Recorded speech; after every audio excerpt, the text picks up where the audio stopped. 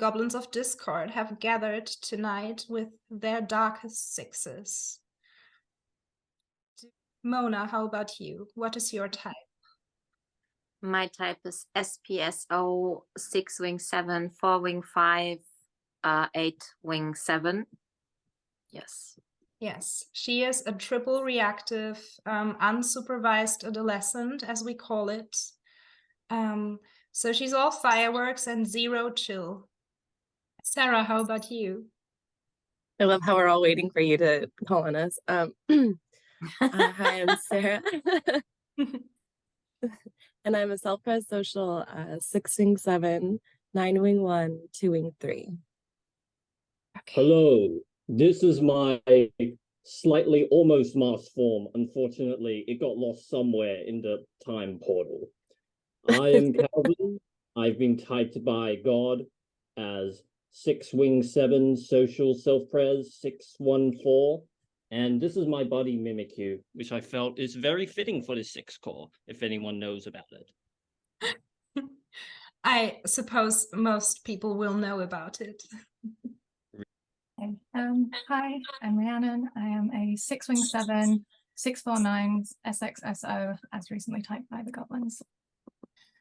This will be a conversational call, so you can prepare yourselves for some long-ass rambling, some ping-ponging, and some big controversies, like what even is fix. It is on a spectrum, and the pendulum will be swinging.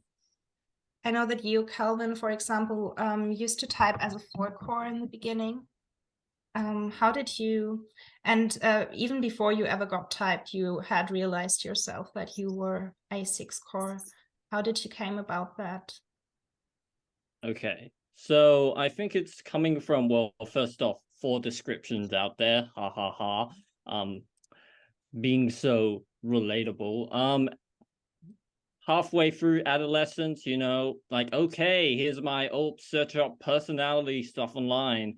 And it's like, okay, it's so easy to get 4s on tests. It's so easy. But really, what was happening for me was I was attaching to the label of 4 because it made me feel seen.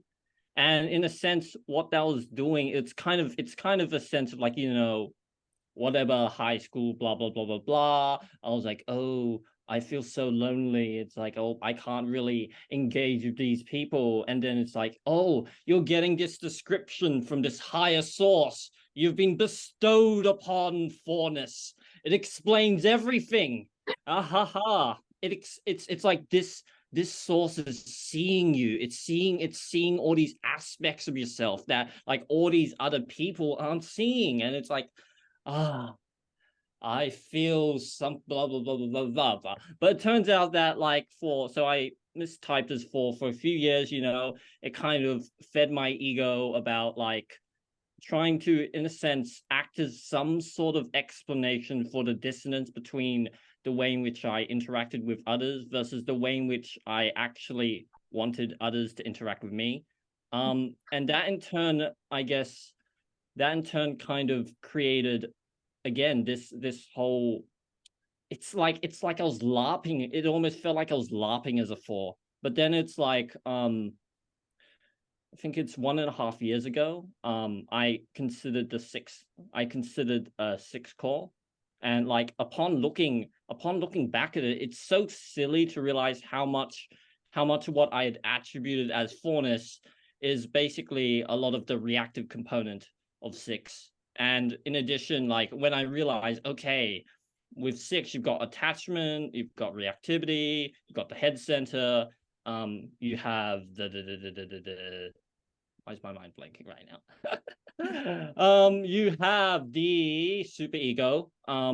It turns out that like when you combine all these together, I realize, oh my goodness, this is what my structure has been doing all this time. And it's so easy to frame it in all these ways that are appealing to the ego or packaging it that way, especially since 6s can embody so much, especially against like it's like being drawn towards the attachment and needing to like find ways to kind of like fight against it in order to kind of assert a certain degree of a certain degree, I guess, of that kind of individuality of all kind of being in a more singular location that you might associate with the hexatypes. It's still doing it in a six-ish way where it deliberately has to go against the attachment tendencies, and it's still attachment because it's acknowledging the attachment's already there and then making the choice to go against it. Exactly, yes. I think we will, in this call, we will always find at least one six who does not relate. It's almost like to restore the balance. Like we can have 3 sixes saying, yes, exactly, that's it. And there will be 1 6. And it's often Mona who said, no, I don't relate at all. I'm the opposite, actually. And so, for example, I think you two, Sarah and Rhiannon, you also typed as 4 initially in the very, very beginning for you, Sarah, because you've been into the Enneagram for a long time. But Mona would say, no, I actually typed as 5 for a hot second when I got into the Enneagram. Yeah. Like I almost immediately typed myself as a head type. Like there was no doubt about it that I'm a head type. But it's so ridiculous that I thought I'm a 5. Like such nonsense. Yes. I mean, it's not really our fault though, right? What you said? I said that's not our fault though, right? The classic No. 6, like we You had bad cannot blame the authority. 6. I feel No, like they're you can't blame us. Look over there. It's their fault. yeah, 6s are so versatile that it's so hard to pin them down on like traits. Like we do have things in common, but like 6s are so different and behave so differently. I mean, we do have this attachment thing underlying, and we want to belong and we don't want to belong, and we do this non-attachment thing to attach and whatever, but it's unconsciously. So we like, yeah, this is like, for me, 6 was like, as I read the description, I was like, yeah, oh hell, I do this worst case scenario, I overthink, I'm pinging, whatever, I do the projection stuff. But I was like, I'm not tribal, I don't want to be tribal, and a lot of things didn't make sense for me. And I was like, I need my freedom, like I feel withdrawn a lot, like I need to recharge a lot. And then this combination of the fixes and the instinctual variance, this made sense for me, the whole package. Like being a 6 doesn't make sense for me at all, like some parts of it, but it doesn't, like I don't feel seen totally. But if I combine all the things together, then it makes sense for me. And I cannot see like my core, I don't see my core as essential. Like it is nothing without the fixes, for me at least. Like I need this, the 6-4 stem makes a lot of sense for me, and the 8 fix. And I recently thought I might be a 7 because so much fits more to me being a 7. But then I was like, no, it's just the triple reactivity and yeah, like the instinctual variance, being an SP Dom and being 3 times more reactive probably than other people. And this just explains my freedom, because I need to recharge a lot. And like maybe in this call I will be like, I need to go, because I cannot, like, you cannot hold me in one place. If I want to leave, I leave. Like I go, and I don't feel guilty, and I don't feel any superhero about it. It's just like protection wall goes up and I'm like, bye. So yeah, so I warn you right now, because it feels like torture for me if I have to say in a video chat call, whatever, and I'm forced to say, like, yeah. Yeah, and this could be a 7-ish trait of wanting your freedom, being pinned down, suffering through something that's boring and that's holding you hostage. But in reality is you have to act upon every single feeling, every minor miscongruence. Like Mona visited me last summer and she wanted to stay about a week, and she left after 1 night because she wasn't feeling it. Yeah, and Sophie was frustrated and she was like, I'm really disappointed. And I was like, yeah, whatever, I need to leave. So I'm just very selfish then. I go then. And if you don't want to be my friend then anymore, then so be it. Because like my peace over your peace, that is very selfish trait, which I like sometimes don't identify as a 6, because 6s are like, in the descriptions are always like this loyal person that sticks with you through thick and thin and does everything to treat you right. But most of the time it's not. Sixes can be very selfish. So yeah, we want to be loyal. We want to be seen as this loyal person that goes through hell with you, but actually not so much. So we can be very selfish. I mean, we want to do that, and that's our higher goal, but it doesn't mean that we do that actually. So I don't know yeah. what you're talking about. I'm not selfish at all. The two things. Yeah, in what ways would you describe yourself as selfish? Other dark sixes? Me or other people? Yeah, everybody. Oh yeah, what's the darkest part? Well, I obviously dressed as the darkest archetype of six. I think it is really interesting, just on a quick little side note, how sixes do really influence, especially when you're an attachment core, because it kind of the attachment cores are kind of what's the word I'm thinking of? They're adaptable, so they're going to kind of take on the flavor of your fixes more easily. And I think it's important to remember that, like, essentially 6 fix and 9 fix are kind of not default, but they are so common that when you're looking at 6, a lot of times you're also seeing some kind of 9 influence mixed into the description. So I think that can be confusing for 6s that don't have a 9 fix. I have a 9 fix, so I'm not sure how others would experience that, but I think that's an important thing to remember. As far as darkness, yeah, I mistyped as a 4. I mean, to be fair, I was a teenager, so I think all teenagers are a little 4-ish, or I don't know. We can all see themselves in those descriptions. So much cringy poetry and angst, but it's so hard to describe because it's one of those things where it's a little bit embarrassing to be like, oh yeah, I thought I was a 4. Don't I seem 4-ish? I think I have a lot of envy, and I know that I don't even know that I understand how envy is used from an actual 4 space. But when I hear that word, I'm always like, yeah, I'm super envious. I'm jealous. I'm resentful. I think my personality type with my fixes and everything is extremely others oriented. It's very super ego. It's double positive. So I'm seeing the best in people, and I'm trying to help them, and I'm trying to do all the right things. And, you know, if I don't get rewarded in what feels like a appropriate way, or if other people are going through life just doing whatever the hell they want and getting rewarded for it, that feels really unfair. And I get extremely bitter and resentful. And I think I can get kind of petty and, you know, want to see people's downfall and want revenge, which is pretty dark.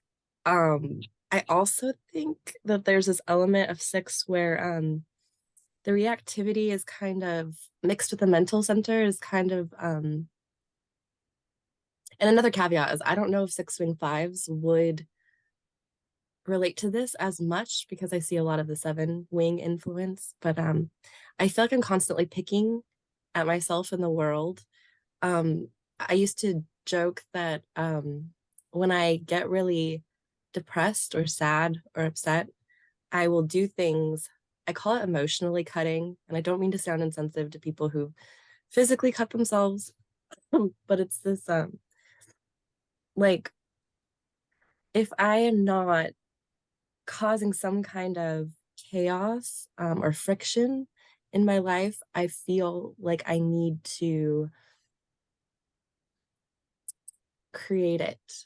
And I think sometimes 6s can be really self-destructive in a really interesting way, where it's like everything's fine, everything's great, and just even talking about that, I get so uncomfortable when things are just nice and good and everything's calm, because it either feels like the other shoe's gonna drop, so then I have to drop a shoe to make it feel better. So there's that amount of like, I'll pick fights, or I will you know, make myself feel worse in order to feel better. Anyway, those are some of my dark So observations. the negativity and the reactivity is actually what creates some kind of pseudo security for 6, is what you're saying, right? Yeah, and I think other people that don't, I mean, even core 9s with 6 fixes, I've seen be like so perplexed because they're like, what the fuck are you doing? We're just like running in like mental circles, and just, I'm sure it looks really confusing from the outside sometimes. I do that too, to create chaos. If it's too comfortable, too calm, I'm bored. Like, there need to happen something. I need to feel something, and if it doesn't happen from the other, yeah, I have to do it myself. Like, I can feel. I relate to that actually. And how do you And like, how do you create chaos if Me? everything's too peaceful? Yeah. You mean Sarah? Me? How do I create chaos? Inviting toxic people into my life, changing something, starting fights, yeah, just bad life choices to make it more exciting, to give the story more drama. add to the plot. Yeah. Yeah. There need to happen something, or I'm bored, or I'm miserable, and yeah, there need to be some darkness in my life, or I'm not entertained. How about you, Rhiannon? Yeah, that's something I've seen in myself. It's like you can't allow life to just be you can't allow life to just kind of go smoothly. You've got to just kind of explode it. You've got to kind of throw a bomb into it, even when everyone around you is like just telling you like, just stop, like, you know, why are you doing this? You know it's not going to end well. You're just like, for the drama, like, because I have to. I related to what Sarah said about sort of always feeling like life should be fair, because that was something I was thinking about today and wondering, like, because I've noticed I do get quite triggered by 7s and 3s, and I realized it's this, and I feel really sort of gross saying this, that it's almost this sort of internal feeling of like, wait your turn, like, because I think 6s are always kind of holding ourselves back and feeling like, no, we can't put ourselves forward, we can't claim this thing, we have to wait for it to come to us in our sort of fair turn. Whereas it feels like maybe assertive types, it can seem like they're just going for it, they're just going and getting it, and you're kind of like, no, you have to stand back here too and wait. Like, it's, and that feels really gross to say, but it's, yeah, that's the thing I've noticed. So yeah, I do find there can be, certainly for me, a sort of quite nastily sort of competitive element to me. Like, it's always kind of wanting to look and see the ways in which other people aren't as perfect as they're making themselves seem, or like ways in which I'm better than them or something like that, which is not super fun to admit to out loud. This is the tearing others down to you into the pit of despair in which you live in as reactive types. Like, you don't get to be as happy, you don't get to be as self-empowered and confident, like earn your place. You have to crawl up from the pit like everybody does, but there's steps to do, there's steps to follow. Like, is that like a barrel of monkeys where like they can't get out of the barrel because they keep pulling themselves down? Yeah, This is the part where I don't relate. Like, I actually enjoy people getting what they want, taking what they want. I admire assertive types and that they just take what they want. And I love cocky and arrogant people. I just enjoy them so much. If they're like, I'm so pretty. Like, this is why Sophie is my friend. Like, I enjoy her every day. And I just, I'm never jealous or like, no, never. Like, I search for people in my life that inspire me in that way and that are more confident in myself and take what they want. And like, a lot of my friends are 3s and 7s because I just like to be around people that yeah, just take what they want. And I have not this I know what you mean, but I'm like, I see this in 6s, especially at my workplace, a lot. But I never had this. Like, I'm honestly in awe of people who just get what they want and take what they want and do what they want. And I'm trying to be like that myself and not feeling guilty about it, but I do feel guilty. Like, this is why I know I'm not an assertive type, because I want to be like that and I do it. Like, I I force myself to do it, but then this internal struggle I have that they don't like, but I'm like, I love it to see it if people do that, and just I help them do it, and I like, yeah, enjoy it. How about you, Calvin? How do you see yourself in that situation? It's interesting, like in terms of myself, there is a part of me that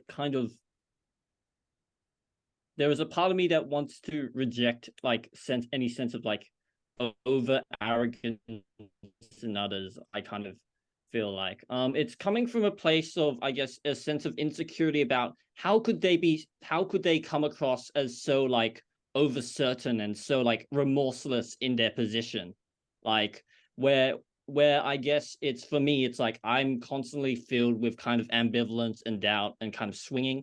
So it's kind of like seeing other people's like just like come across as so sure of themselves, like that's something, I guess, that kind of invokes some kind of reaction to me. Especially, I think part of it is also like going off, one of you spoke, I think it was Rhiannon, spoke about wanting to pick at someone if they come across too perfect or kind of bringing people down. That kind of aspect is coming from a sense of, okay, like let's say this person seems like so certain, or let's just say they come across as so polished or perfect or whatever. It's like, this person must have some flaws somewhere, and so you're on the lookout for them, because then it's like, okay, this whatever this polish is, it's kind of like wanting to almost bring them back. I kind of call it wanting to almost bring them back down to the human space in some sense. It's like this person who's like coming across like over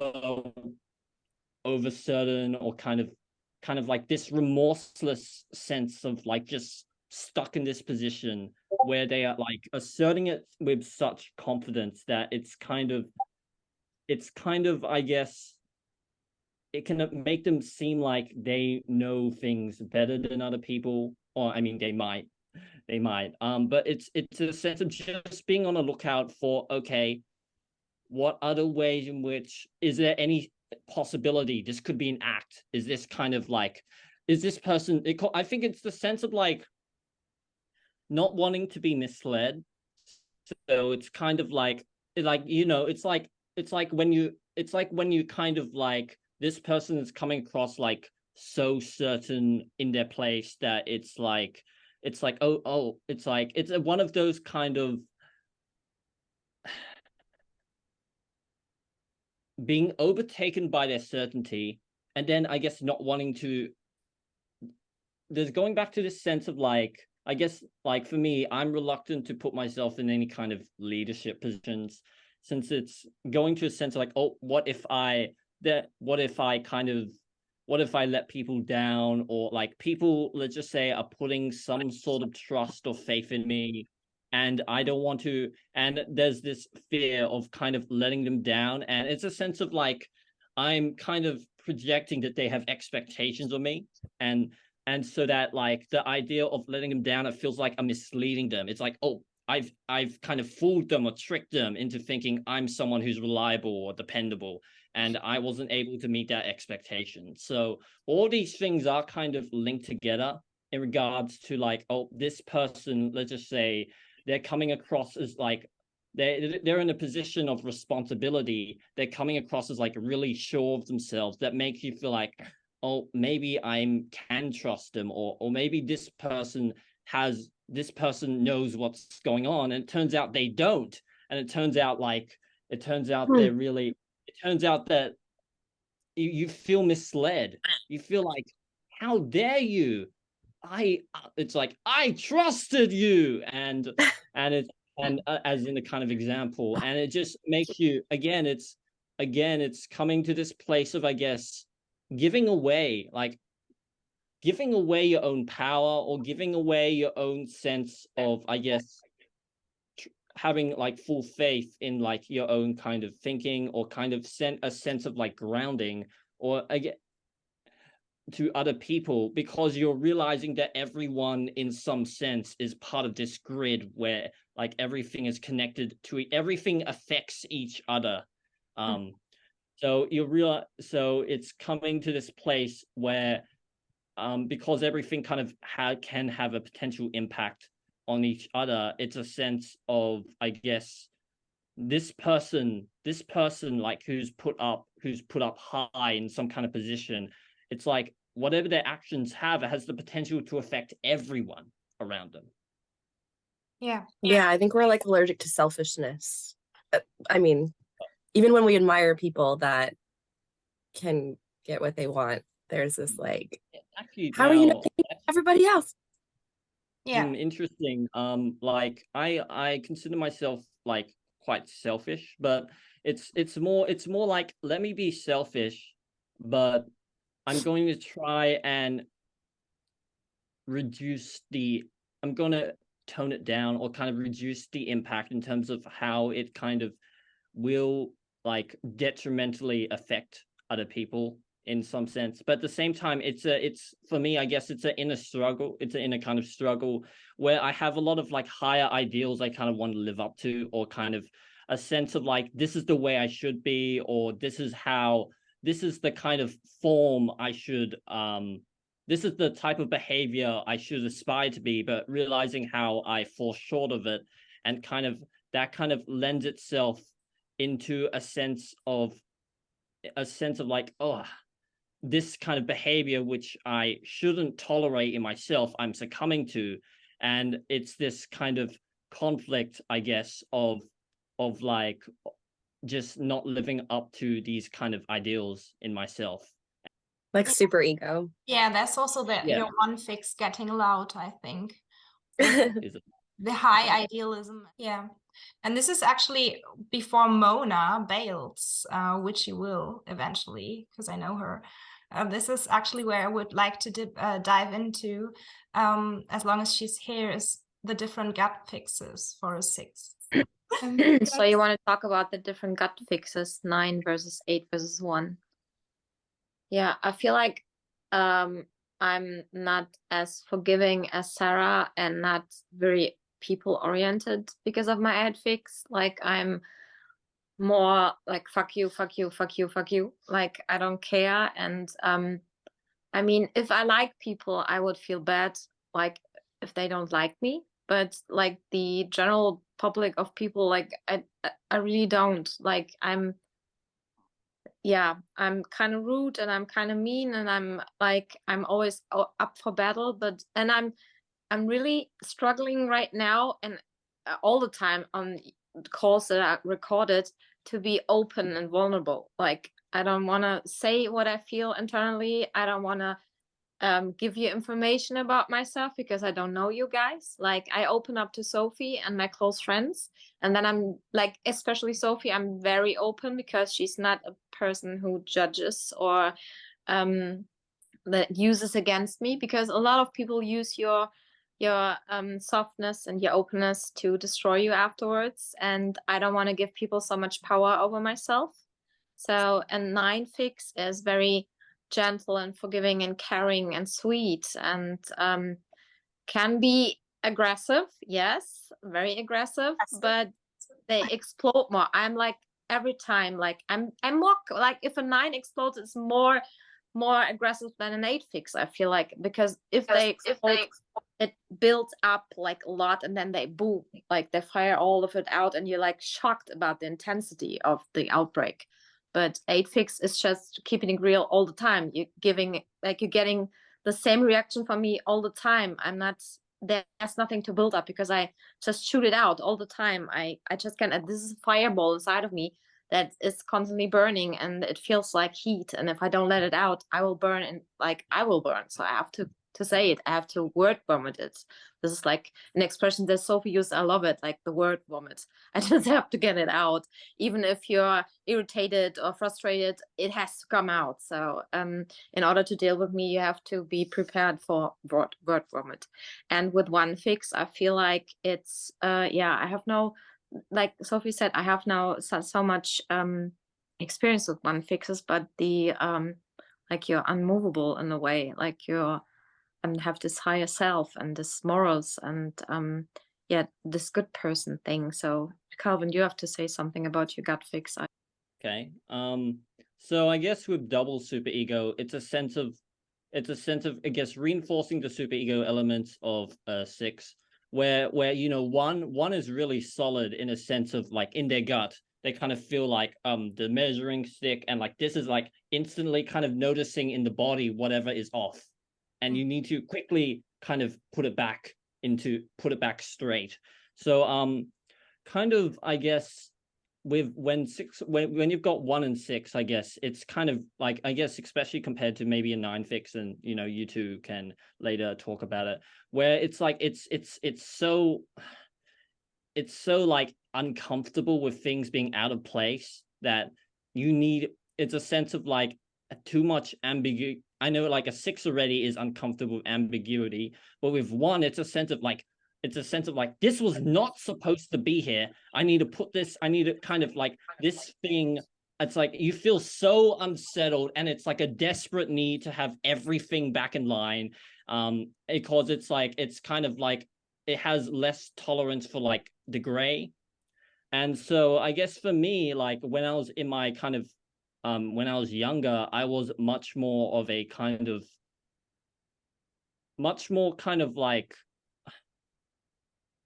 I suppose like in school, I guess I was like I felt this really strong need to kind of follow the rules, and I would like in regards to like certain rules, I would almost like as a student I would police people if I felt that they were out of line, and kind of felt, and I couldn't understand like at the time of like why would you do this. It's like it didn't make sense to me. I sometimes had felt a sense of moral high ground, so to speak, because of you know I'm doing the supposed like thing I feel like I should be doing, and you people over there are clearly not.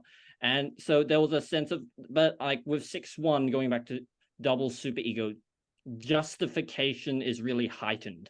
You feel like, okay, as long as I have a solid justification, and where you really feel like, yes, I have the right to do this or the right to do that, inside you, I guess. But I guess it also comes down to, I guess, where is the justification coming from?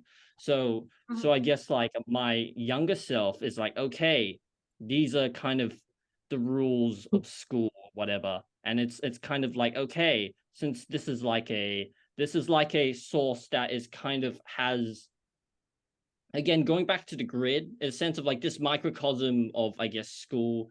It's a sense of it's kind of encompassing the grid of I guess you could call it like, these are the guidelines, these are the regulations. You kind of know what to kind of expect. Actually that's good, knowing what, I think the sense of predictability and knowing what to expect, especially with 6-1, which is like wanting to create some sort of order, I guess, and like needing, it's a sense of like when things are kind of out of line, or it's interesting like hearing you guys kind of speak of like wanting to stir up some chaos in your life. There's part of me that doesn't quite resonate with that overall, but that can apply definitely in terms of like the connections or relationships I have with people. I know, this is a 6 call. We're just gonna like ping off. We're just gonna like refer back to like different things I've said previously. Like in regards to that point, I would say that like it's a sense of like wanting to know the other person's location. It's a sense of where are we standing? Where do we stand? And so it's kind of like a sense of like, because it's like I want to kind of create some kind, like for people whom I guess I'm targeting in a sense, or people whom I want to like know more, or a sense of like want to be closer to. It's a sense of I want to get to a place where, okay, I'm idolizing the potential of having some kind of emotional intimacy with them. It's like, okay, reveal more of yourself. I want to see more of yourself. And it can be a trouble with 9s in particular. 9s again, kind of like dissipating in the moment, like trying to find their location, but like they may need some time to like figure it out. It's a sense of like, for me, it's like you should already have an answer. should already have an answer in the moment, or rather, it's actually no. It's a sense of like, okay, maybe I'll Think give you back. some time. I'll give you some time, but eventually you will provide an answer. Okay, but it's a sense of like with some nines I kind of see them like kind of dissipating, and like they may eventually give out an answer, but it doesn't feel like, it feels like wishy-washy or vague, or it doesn't feel like certain, like strong enough, like a sense of like it feels a little bit flaky almost. And it's interesting, like now it's like earlier in the call I was talking about people who come across overly certain, kind of poking holes. I'm like, okay, right? And now it's like, what am I talking about now? And so I guess all of this is kind of demonstrating, I guess, how I see 6-1 in myself, and I want to give the root to the 6-9s. Yeah, just one short observation that I want to sum up here is that all sixes need a sort of justification as a superego type. But for you, with the one gut, you want to correct. Like if you have the gut sense that something is wrong, you want to bring it back into order. And what Mona on the opposite end of the gut center is doing, she doesn't correct, she destroys. Like if something doesn't feel right, Mona, isn't it like that? You rather steamroll over everything, and you throw atom bombs into everything, and you fuck up your life deliberately and with regrets, because you are a 6. But there's no correction for you. Like if something doesn't feel right, if your emotional location is wrong, there's no salvation. There's no coming back. There's no, I need to correct this into this so that it aligns again. It's like, no, I'm done. I'm over. Yeah, better destroy it now than like feel sorry. I just reject things, then just make it stop. Just done. I cannot. Yeah, I'm too explosive. How do you 9 guts feel about that? Or do you want me to specify?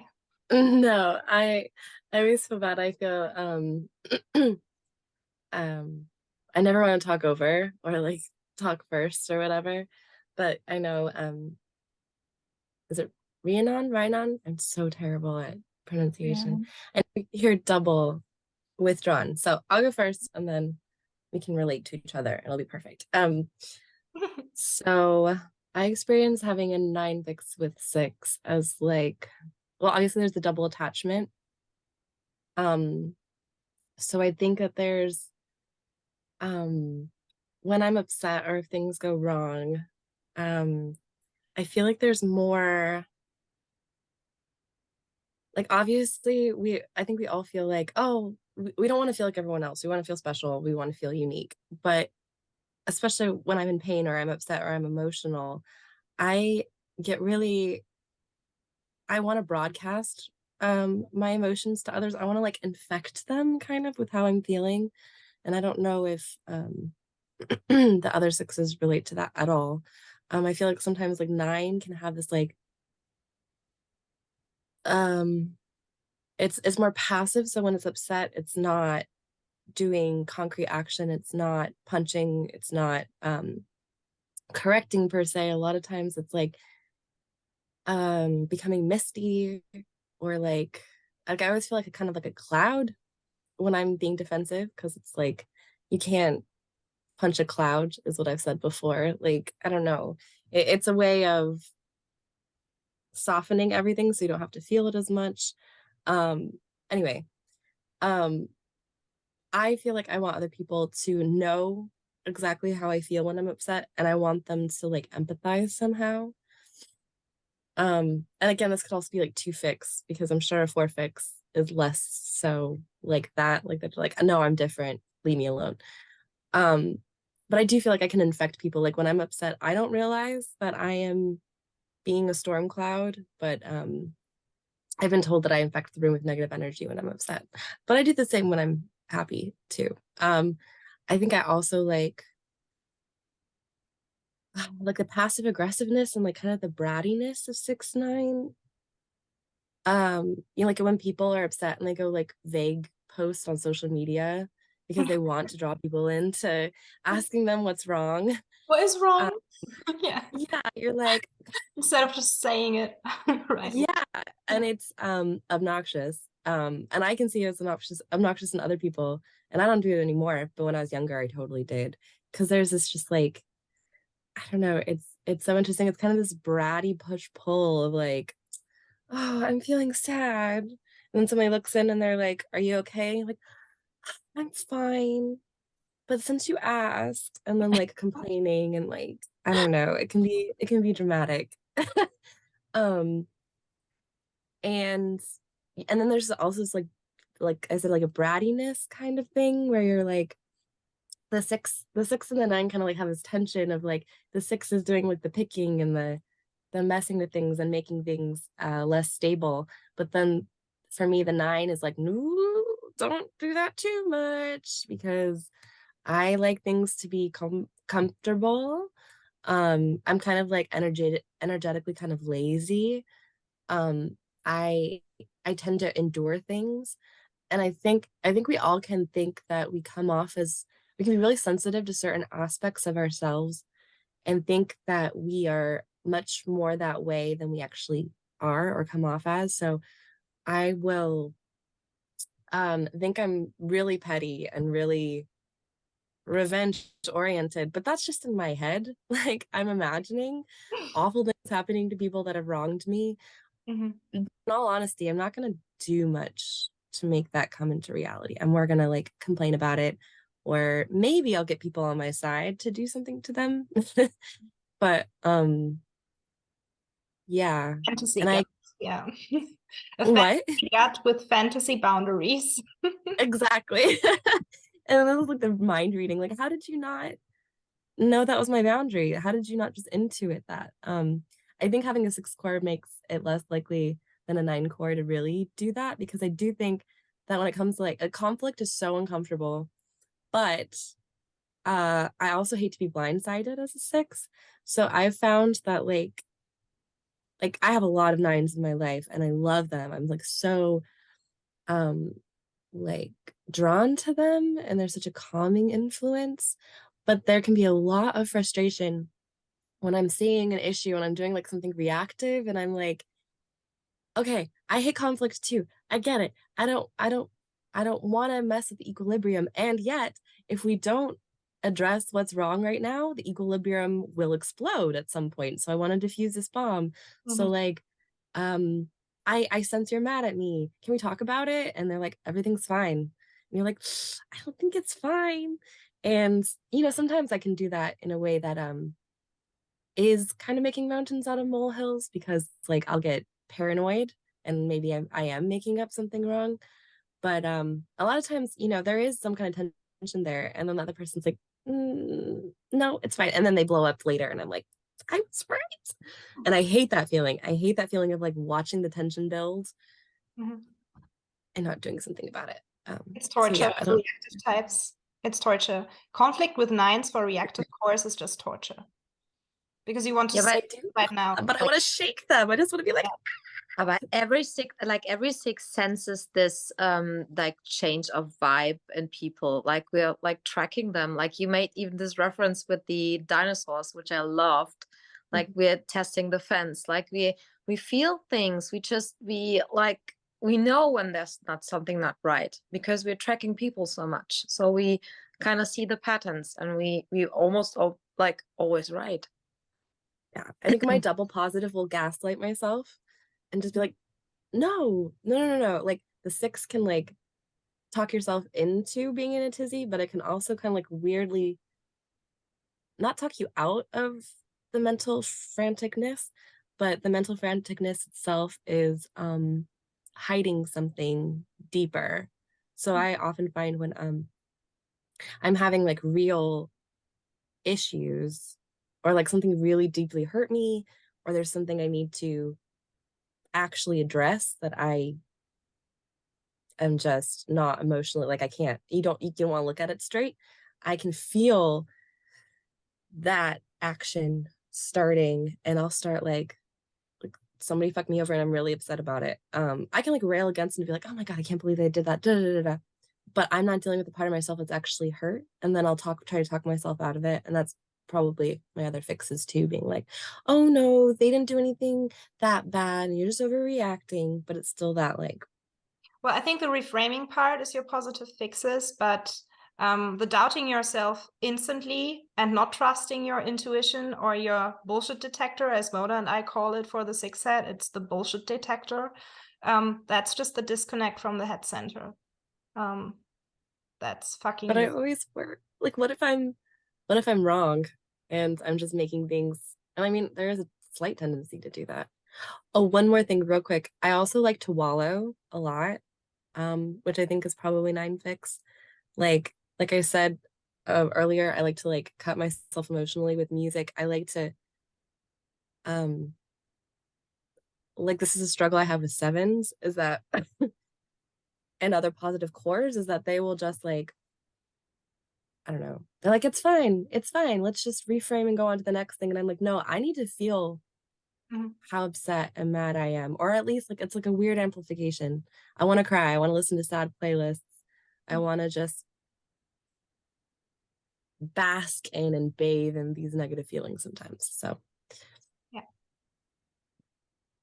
I need to interrupt because I'm leaving, okay? Oh. So okay. Goodbye, Mona. Thank you. Yeah, what I'm actually feeling in my 9 gut is I want to restore balance and hand the talking stick over to Rhiannon. Thank Yes. you. Yeah, I was gonna try and do that too. I like your points, Calvin, though. I relate to a lot of that. Yes.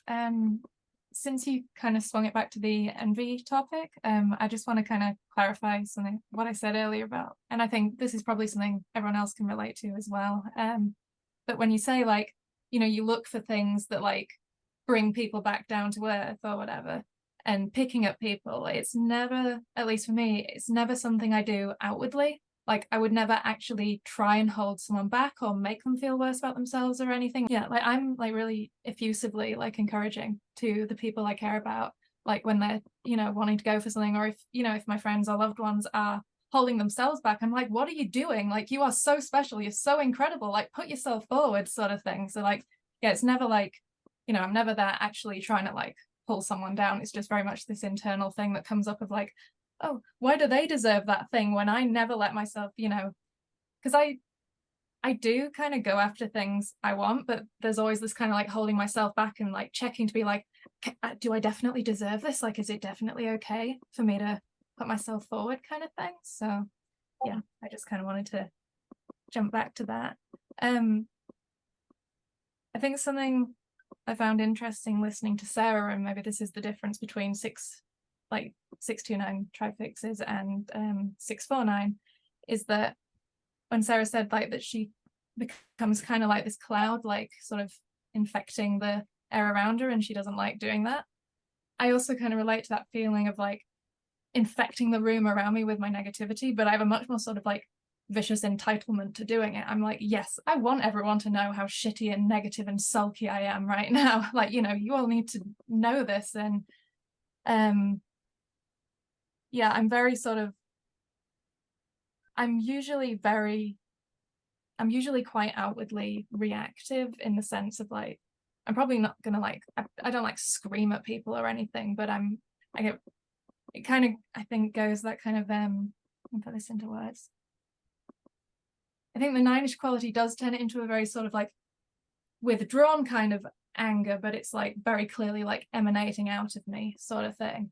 And like, yeah, I'm not going to be reactive in terms of like screaming at someone or like physically acting it out, but like if I'm upset with someone, like they've like, you know, it's like very obvious, and like, you know, I will totally happily just like sort of ruin the atmosphere in a sense. Like, you know, if I'm feeling sulky, I'll just like be like, you know, I'll just walk out and leave, or like I'll, you know, I have to kind of draw attention to the fact that I feel shitty, but then I feel guilty about it because of the 6 superego thing. So I think, yeah, that's probably the difference between the 2 and the 4 fix influence on 6 and 9. Yeah, I also really liked what was said about the sort of stuff about like immediately doubting your position and things, and like that disconnect from the head center, because I wondered if the fact that I experienced that so strongly, I wondered if that was also colored by the fact of having the 9 fix, which is 9 also has difficulty sort of locating and hanging on to its own position kind of thing. And I feel like, because something I've been thinking about recently is like how fucking annoying it is looking back on my life and looking at all the times that I have so perfectly understood a situation, like that my gut instinct has been absolutely spot on and everyone around me has talked me out of it. Because it's like, I can feel so certain about something, but the moment someone else says something, it's like, oh shit, I must be wrong, kind of thing. And it's so frustrating looking back, because it's like, why does this pattern constantly repeat? Like, if 6s are so good at spotting patterns, why haven't I spotted the pattern that I'm always right? Like, why is that not what's sunk in, sort of thing? But no, it's just, you know, whether it's just like the few times you are wrong, like stand out that much more. But like, yeah, it's just so easy to be talked out of your certainty. And it doesn't take much. You don't even have to like or respect or trust the opinion of the other person speaking. It's just the fact that someone else had said something different, so you immediately assume you're wrong, and it's the most incredibly frustrating thing. What you just said is the conundrum and the horror and also the gift of the primary types, the disconnect from the main center. You do have a supreme gift of insight in the head center, and you do have the most thorough head fix. Like, you can burrow in deeply, but you can always you see the full grid and you're aware of it, you know, tracking it. But at the same time, because you're so volatile in the headspace, and because you as an attachment type sort of externalize your thinking, so you give up some autonomy and some ownership of it to the outside. So as soon as there's some new data point, I mean, that's the issue about the thoroughness of 6. You have all the data, and then you can be certain for a hot second, and then there's a new data point, even if the person who delivers the data point is worth nothing to you. But you have to pull it into the equation. You have to do the math again. And I can imagine that being extremely exhausting. I guess I find it, and I suppose this is the case with anything to do with your own core type, is it's sort of hard to imagine how other people do it. It's sort of like what happens in other people's heads when, like, you know, they think something and someone says something different. Do they don't doubt? Like, it's really weird to imagine. Yeah. Yeah. Like, I have it's interesting, I guess. I don't particularly have this in terms of what I feel, or in the sense where what I would say with my internal emotional location, but in terms of like everything else, in terms of like what to do, what is the best way to do this, or kind of like what type of action should I take, or kind of like what should I believe, or what position should I take in this matter that I kind of don't feel maybe as like strongly with. It's all of that. It's like it's kind of like, oh, you have to take this into consideration, because it's coming from this place of, I guess, how easy it is for 6s to, again, I'm going to refer to the grid, tracking people's location in the grid. And kind of part of it is, it's almost like a 6 can't, like, in order for 6s to kind of like have a thought of their own, they need to bounce it or kind of ping it off all the other thoughts that kind of in the grid. It's like it's kind of like you have to kind of run it through I guess everything else there, because like other people could be seeing things that you're missing, because like you're just like one mind out of this kind of whole kind of, you could say collective swamp, but interestingly, you could also kind of go the opposite direction, where you're again, this is kind of going against the attachment, where you're realizing like, oh no, I guess I need to over assert this one specific position in order to feel a sense of like, okay, I know what I think, and I'm gonna prove and this is where sixes of like, I need to prove to you that I know my stuff on this one position here. I need to kind of like, you need to be invested in what I'm saying about this one thing over here, whereas like other types, like they aren't as concerned about how the other person is kind of validating their stance, or kind of like they just say whatever, and it, like if you disagree, it's like whatever, I don't care, your opinion sucks or whatever. Whereas it really, like a lot of the time with like sixes, like with the attachment plus the reactivity, I guess I need to convince you so that we can in a sense be on the similar wavelength. I need to bring you into my mind. I need to bring you into my mind space, and you need to kind of be inflicted with like these thoughts, so that like you leave the conversation knowing this is exactly what I think, and now I can use it as a kind of way to get to your location, what you think, and then we can find some way of kind of measuring the distance between the two, I guess. I think that touches on we had a question. Somebody had asked us about how we relate to other head types. And I think that kind of, and I'm sorry if I missed any context when my internet's being wonky, but yeah, they were asking about how we feel about other head types, and I think that kind of hits on it. I think a lot of times we're looking for some kind of common ground, or we're trying to like be on a similar frequency as somebody else. And I think 5s and 7s don't, or those fixes don't really care as much about that. They're kind of going their own way. And I think that can be a difficulty in when you're having a discussion, or even an argument, but any kind of intellectual discussion. A lot of times there's this frustration because I personally like to have my position kind of acknowledged, even if not agreed with. Would be like, oh, okay, I can see where you're coming from, and this is what I think. And other head types, most of the time, they're not even operating that. They're like, why do you care? I don't know if you noticed that.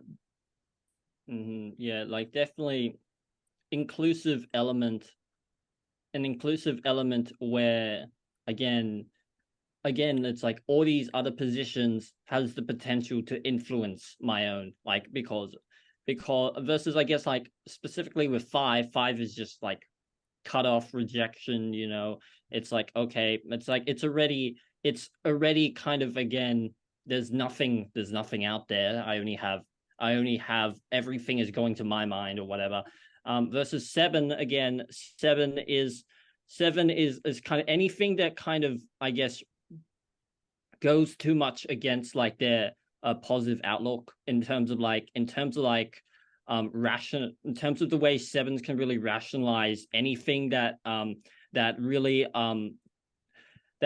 kind of like boosts up that kind of like fantasy or kind of like indulgence in like, oh, there, I will make a way of, with the assertive frustration of like, I will find the most mentally stimulating way to do it, and even if things won't go wrong. It's like having so drawn in the fantasy of something, whereas I guess with me it's a sense of, actually no, I'm trying to track, okay, am I going too off topic to your point, and kind of I would say, we can also recalibrate. We can yeah. I'm sorry, I don't mean to like try. I don't want to be in charge. You are the Dark 6 queen. You are in charge now. Deal with it. Well, getting back to the darkness part, because I think that's juicy, and I think that's what people want. I'm curious about like maybe and we did have some questions. I don't know if you guys had that. Yeah, we will I have go- like notes or whatever, but I am curious about maybe what's the darkest thing you've done, or at least fantasized about doing, or I don't know, something juicy like that. It's good that Mona isn't here anymore, because she would never give away the leverage of letting us know her darkest fantasies on a public call. I'm but sure hers are probably the best too. yeah, You get that 8 in there. Mhm. Or what do you hate the most about yourself? I don't know. I guess that's dark enough. Yeah, I'd be more comfortable talking about that question than the other one, to be honest. Is it because it's hard for you to think of something, or because you don't want to share it?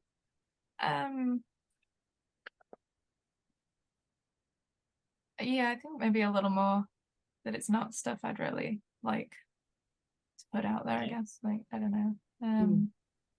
Fair enough. And maybe if you Yeah. were making a pitch, an elevator pitch about why 6 is darker than anyone else thinks, or why they could be the darkest type, what would that be? If you were running for vote for me, Yes. darkest What type. is the potential, like, imagine Or like villains. 6 villains. imagine if you were a villain, what type of villain would you be? Like, what would be an exaggeration or like neurosis of your type structure being pulled in like this kind of like out of control kind of like direction, an exaggerated version of your villainy? Like, what traits or in yourself would like be taken to the extreme, and what would that look like? Well, I dressed as Persephone today, so that's, I don't think she's a villain, but there's that, like, I don't know, cutesy with a dark side thing that I relate to. I definitely think, like, I don't know if you guys seen The Last of Us, the recent I played series? it, but I haven't seen it. No. There's a character in there. I don't think it's too much of a spoiler alert, but in case anyone's watching, spoiler alert.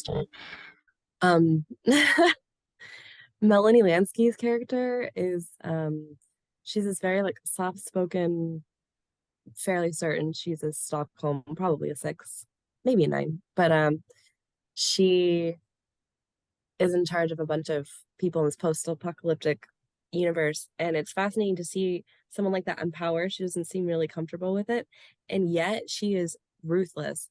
Someone like hurt someone she loved, and she is like, you know, murdering people, trying to figure out where children, in fact. And she has this speech where she talks about children die all the time, and she's very like soft-spoken and school teacherish, and she's talking about how what she's doing is for the common good, and I'm like, oh shit, that would be me. Dark I think superego. what? Dark superego and other oriented. That's the justification for darkness to your type structure. Yes. And it's interesting because, yeah, it's like a you hurt me, but hurting me is hurting the collective as well, kind of thing. I'm trying to think of like Killmonger in Black Panther. I actually haven't thought about his type, but he's one of those villains that when I watch that, I'm like, he's right, you know. I don't know if I if I agree with his methods, but are you guys familiar with that? Okay. You guys all have 4 influence, and you don't consume mass media. But basically he's like I don't know, for anyone watching, I think Killmonger could have 6, and I think that he's very interesting. And now I want to make you guys all watch that just so you understand what I'm talking about. But the kind of like, he also thinks that like, oh, he's challenging leadership, and he is pointing out what's wrong and what's toxic about this leadership and how it hurt him and it's hurting everybody else. And obviously he's killing people to trying to meet his ends, but he's not wrong. You are the queen and we are 6s, you have to listen to authority, so we're both going to go off and watch Killmonger. It's so just because that it's so funny how much like raw discomfort that causes me. So I feel like any kind of authority. Yeah, means and I they blame definitely you aimed because at they some hate hormone. it, and then they hate you because you referred something to them that they didn't enjoy, and it's your fault, Sarah. You made them watch it, and they hate it. You Imagine the blame and imagine the burden. Imagine what that do says about you as a person and what that says about the connection. They might never talk to you again. it's like, okay, another pop culture reference. Have you guys seen The Dark Knight? No. Well, there's I a have some character who's familiarity with it, but haven't seen it. there's literally a character called Two-Face, and he becomes a villain in it because again, someone he loves is taken away from him, and he's like a DA, and he has a split face, and he has a coin that he flips to say whether you die or not. How about you guys? What's your villain archetype? I kind of see myself in a lot of ways a sense of like over dependence on kind of like other people. Like, oh, it's like, oh, I want to be taken care of again. I'm kind of like, in a sense, there is a way of almost deflecting and outsourcing the responsibility for like maybe certain personal challenges and like wanting other people to almost like take some sort of responsibility for things that like, oh, this should be just a me thing, where it feels like struggle, like it's like, oh, I don't want to confront this thing on my own, I want you to be here with me. Again, it's giving away so much power to the other person in the kind of weight that they can, the amount of kind of influence that they can kind of have in my life. And when I'm kind of in that place of like being very doubtful of their position, or like kind of like having so much ambivalence over like, will they be here for me? In the past, I've done some guilt tripping where it's kind of like made it almost like, how dare you leave me alone to face this obstacle by myself? You should have been here. So I'm kind of like really shifting the blame onto them, and where, because it's like, I don't want to confront the truth of like, in certain matters, well, you have to be responsible for yourself or be on your own in certain matters. I guess it's me not wanting to confront that because I guess it's coming from the sense of almost, there is some kind of projection where the world should have been on your side in this kind of way. And it's this sense of, I guess, Betrayal. It's a sense of, I guess, sorry. Betrayal, maybe. I guess it can be seen as a betrayal, but it's not really a betrayal, because since it's like, well, the world isn't like entitled to like be on your side or whatever, since whatever 8 billion people, why should they be like, oh, things should be on your side for like this one person over here, where it's probably like, well, if some things are going to be on my side, that means it might do something to another person, stuff. But I think that like the potential in terms of like blaming other people, a sense of like disavowing a sense of like responsibility for yourself, like a lot of that is really strong in me. And as a villain, it's a sense of like pure on kind of like real kind of like going back to the paranoia of 6, of never not being able to ascertain any kind of certainty or grounding, where you're kind of you can really just assume the entire world is against you, even though it's just a projection coming from a sense of like, oh, I feel ungrounded. There must be a reason why I feel ungrounded, and it's because of you. That's interesting, because I think my villain archetype would be like the eternal vengeful victim, like which I think is quite a 6y kind of villain archetype to have. Yeah, a villain character I see a lot of myself in is Kylo Ren from Star Wars. You know, that very sort of non-mainstream media that us 4fixers are so known for. You've just got bad taste in media, Sarah. Sophie would be like, I've never seen it. Yeah, the villainy I could see for myself in that area would be the sense of like that feeling of like, yeah, people have done you wrong, the world has done you wrong, and all your pain is built up so much that it's like the inner monster of sixes is not so inner anymore. It's just constantly being lashed out. You're just taking it out on the world around you. Just like, I guess it would be not having the superego hold it back and just being able to take out that pain on everyone around you kind of thing, which you feel totally justified with that. Yeah. And I think what else I see that too is that very sort of like, I think what I see in Kylo Ren, what makes me lean 6 and is something that I relate to, is sort of seeing your own inner monster so strongly that it's like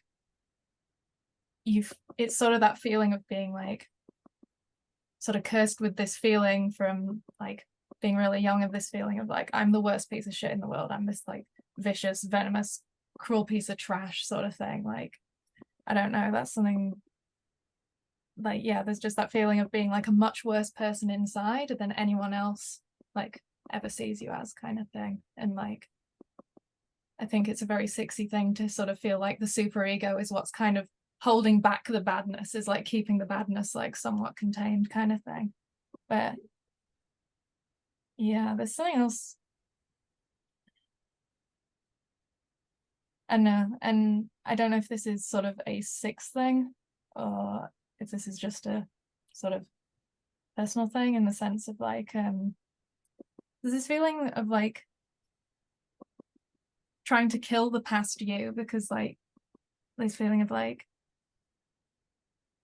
what was so hard for me about realizing and finding out that I was a 6 was sort of this, I felt like the sort of like timid, anxious little rabbit that I'd been in the past. I felt like I'd grown from that. I thought I'd like left her behind, that like, you know, and then it was sort of that feeling of like, God, am I always going to be running from that thing inside me that I hate so much, that like the sort of weak, pathetic little coward inside of me who constantly, you know, who's so sort of scared of the world sort of thing. And it's, yeah, almost that sense of like, I don't know, like you sort of have that superego guilt and like self-hatred of the inner monster, but behind the inner monster there's something even worse. There's like a cowardly little mouse kind of thing. Like, so yeah, that's something. That's why I'm claiming Kylo Ren as a 6 villain, because that's that whole sort of like, I don't know, that feels very, very relatable for me. He has daddy issues, so classic. Oh, major daddy issues. And sort of the eternal authority seeking in Snoke kind of thing. Well, and his like the way he idolizes his grandfather too is feels very 6-ish. But yeah, I think he's a really good example too of the kind of like goth 6. Yes, ultimate dark 6.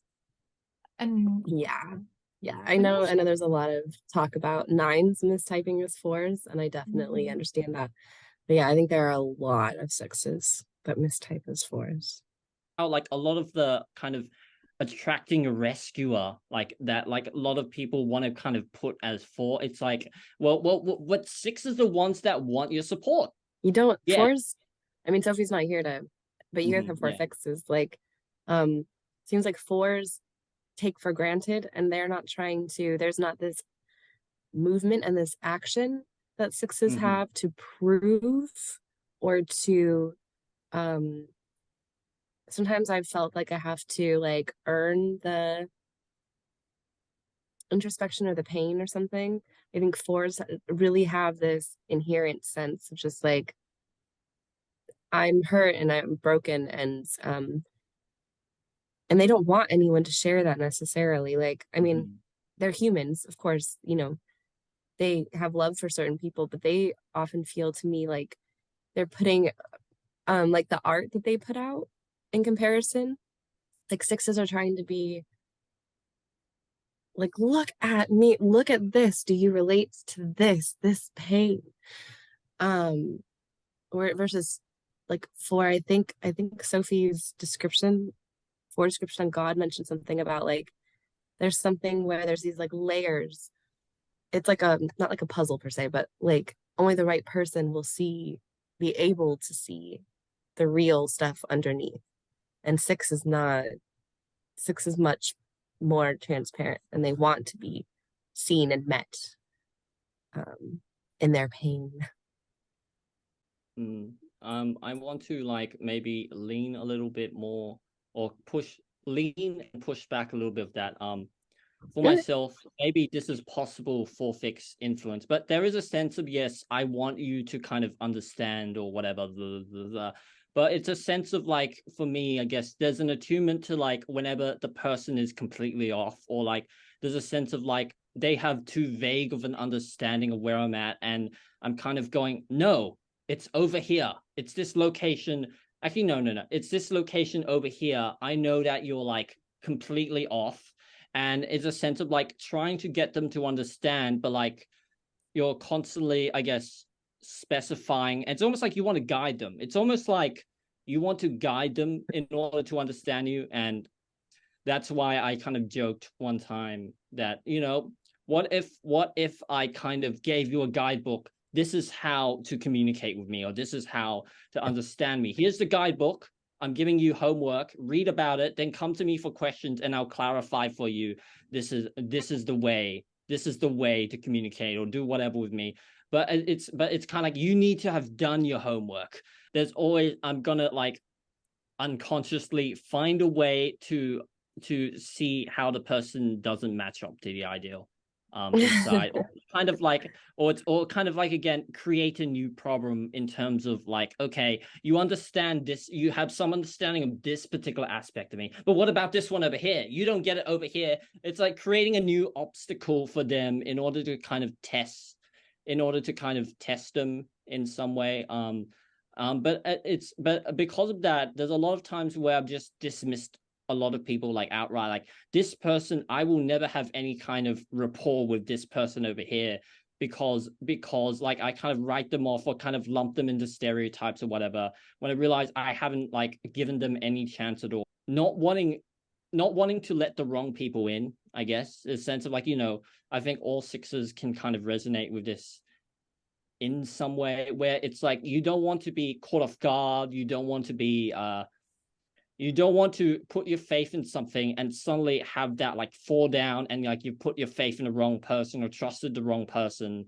With regards to like, I think you asked about like if someone sort of meets you where you are emotionally and sort of sees that, like, you know, do we like it, or like are we still going to find a problem with it? I think for me, like, I like for people when they can sort of really see and meet me where I am emotionally, because it's kind of like if they were able to do that, it would be this very sort of profound, meaningful, very beautiful moment.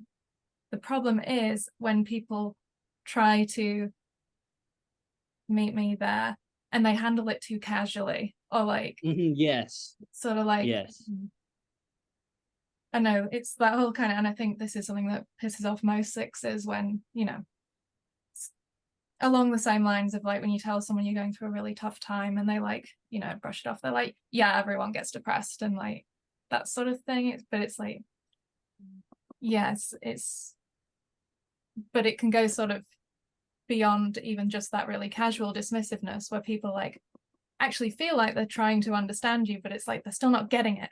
I don't really exactly. Of course, that's success to say that.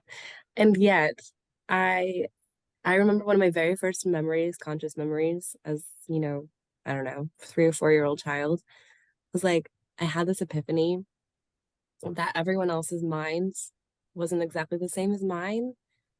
And I was so inconsolably sad that, and I continue to be, it's one of like these deep wounds of like incredible loneliness and feeling that no one will ever see what it's like in my head or like experience exactly what I do, no matter how I try and express it. No one will ever be able to meet me right there. And that to me sucks. I know some people probably don't want anyone there, but I do. At least someone. That's a good one. What do you, one adjective or sentence, what do you hate the most about being a 6?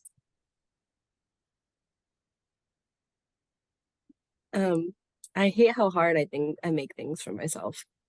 Mhm.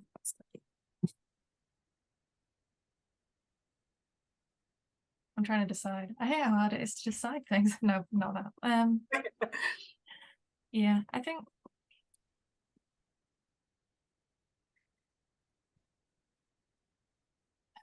I don't think I could choose just one thing.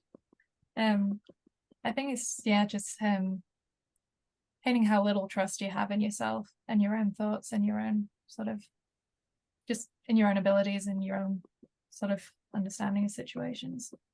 Yes.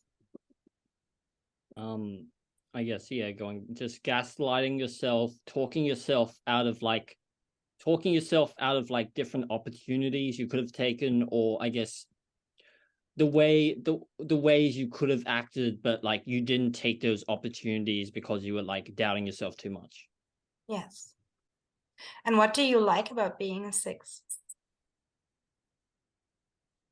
I personally like how thoughtful 6s are, in every sense of the term. I think that I trust them to look at things from so many different perspectives, and I do feel like other 6s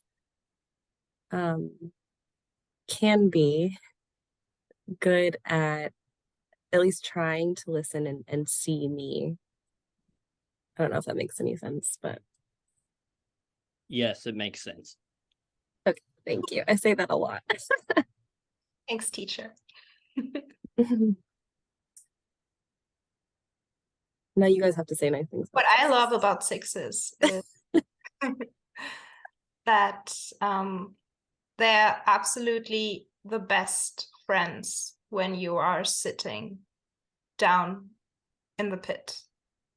They are the friends that will take you seriously, will listen to you, and won't be appalled or won't pull back when you are too much, too negative, too loud. Like, you can't scare your 6 away. And if you are in a conflict with your 6, then you can always talk it out. Like, your 6 friend actually appreciates if you tell them, I hate you right now. I hate what you did to me. I'm absolutely fucking mad at this. They will engage with you and the conflict can be solved. Whereas with 9s, they feel like they're not in the right position or situation right now, and they feel like you take their autonomy away even by opening up the conflict when they don't feel fortified or ready to have that conflict yet. So it's like, yeah, screaming into a cloud, and you have to wait for the cloud to form and rain and pour down again. And this can take days. Like, conflict with 9s can take days or months or years to be resolved because you scream and they pull away, and then you scream again and they pull away again, and then they resent you. And with 6s, it's very, I love fighting with 6s. It's I gotta say, even though like when you first kind of get into the Enneagram and discover that you're a 6, like the terms used for 6 about being like loyalist and like always looking out for the underdog and stuff feel kind of like icky and boring compared to like the 4 being called like the romantic individualist and stuff like that. But like, I do actually like that about me. I do like how much I care about like my friends and my loved ones, and I do like that, if I realize somebody's being left out or something like that, I like that I'll make that effort to like involve them, because like I've been there, I know how shitty it feels like, and even though it doesn't feel like sort of the most glamorous or exciting trait about me, like I do like that I can do that. I guess for myself, I would want to say all of the above, but I have to give my own. I have to produce something myself. Yes, what's something different I can contribute to this? My offering. Well, Fix is working so hard. Yes, mine's racing.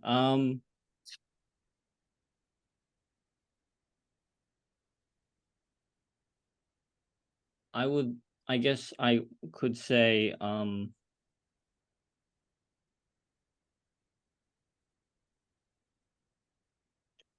the attunement towards, I guess, in myself, trying to find the answer or truth seeking. In terms of, I guess, I mean, sometimes it can be kind of careless, but like a lot of the time it's this kind of rigorous kind of testing or kind of like even the pinging back and forth. It's really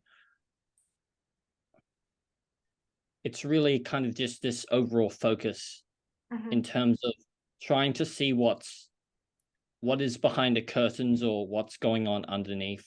And like even if I like go about it the entirely wrong way, whether there's a right or wrong way, who knows, but or I might go completely off, there's still a focus on that, and that's something that I do appreciate in myself.